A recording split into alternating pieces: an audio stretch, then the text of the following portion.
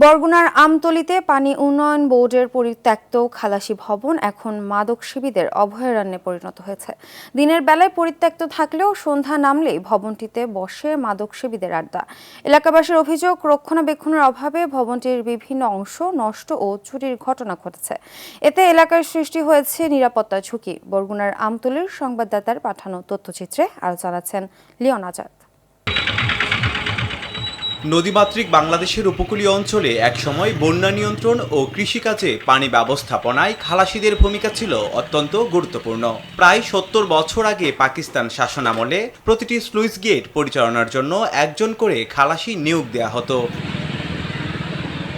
বর্ষাকালে অতিরিক্ত পানি নিষ্কাশন এবং শুষ্ক মৌসুমে সেচের জন্য পানি আটকে রাখা ছিল তাদের জন্য নিয়মিত দায়িত্ব। জনবল কমিয়ে নিতে নিতে কালের পরিক্রমায় হারিয়ে যায় খালাসির পদও, থেকে যায় খালাসি ভবন। আমতলীতে ১২টি পরিত্যক্ত খালাসি ভবন রয়েছে, তার মধ্যে সবগুলি জরাজীর্ণ।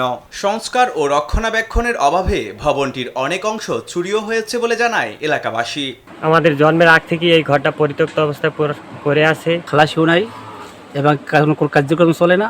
মানুষজন যে যেভাবে পারে নিয়ে যায় এবং সন্ধ্যার পরেই পরিত্যক্ত খালাসি ঘরগুলোতে মাদকের আড্ডা বসে। পরিত্যক্ত ভবন হলেও সরকারি মালামাল নেয়ার সুযোগ নেই বলে জানান পানি উন্নয়ন বোর্ডের কর্মকর্তা।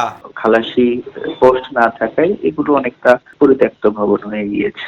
কেউ যদি, তারপরেও রাষ্ট্রীয় সম্পদ যেহেতু, এটা তো কারো নিয়ে যাওয়ার সুযোগ নাই। কেউ যদি ভেঙে এইরকম নিয়ে যায়, এটা আইনগতভাবে তার ব্যবস্থার আওতায় আসবে। দ্রুত এই পরিত্যক্ত ভবনের যথাযথ ব্যবহার নিশ্চিত এবং নিরাপত্তা জোরদারের দাবি এলাকাবাসীর। Leon Azad, RTV।